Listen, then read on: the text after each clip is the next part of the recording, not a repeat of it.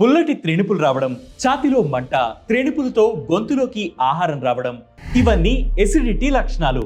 ఈ సమస్యను తగ్గించడానికి చాలా మంది యాంటాసిడ్ టాబ్లెట్స్ ని వాడుతుంటారు. అవి ఎక్కువగా వాడితే విటమిన్ B12, కాల్షియం, ఐరన్ లోపిస్తాయి. కాబట్టి యాంటాసిడ్ మందులతో కాకుండా ఆయుర్వేద చిట్కాలతో ఎసిడిటీని తగ్గించుకోండి. యాంటీ ఆక్సిడెంట్లు, విటమిన్ సి సమృద్ధిగా ఉండే ఉసిరి ఎసిడిటీ తగ్గించడంలో చాలా ఎఫెక్టివ్ గా పనిచేస్తుంది. భోజనం చేసే ముందు ఉసిరి పొడిని నీటిలో వేసుకుని క్రమం తప్పకుండా తీసుకుంటే కడుపులోని pH స్థాయిలను అది కంట్రోల్లో ఉంచుతుంది. ఉసిరిలో అధికంగా ఉండే ఫైబర్ కంటెంట్ జీర్ణక్రియను మెరుగుపరిచి ఎసిడిటీకి చెక్ పెడుతుంది. ఇక భోజనం తర్వాత సోంపు తినడం వల్ల కూడా కడుపు ఉబ్బరం, గ్యాస్, ఎసిడిటీ వంటి సమస్యలు తగ్గిపోతాయి.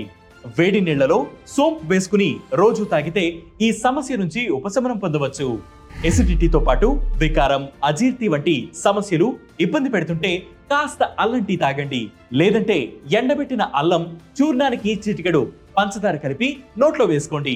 అల్లంలోని యాంటీ ఇన్ఫ్లమేటరీ గుణాలు గ్యాస్ట్రిక్ యాసిడ్ స్థాయిలను నియంత్రిస్తాయి. ప్రతిరోజు తులసి టీ తాగడం, తులసి ఆకులు నవలడం వల్ల ఎసిడిటీ తగ్గిపోవడమే కాకుండా రోగ నిరోధక శక్తి కూడా పెరుగుతుంది. సో ఇప్పటి నుంచి ఎసిడిటీ సమస్య వచ్చినప్పుడు ఈ చిట్కాలు పాటించి చూడండి.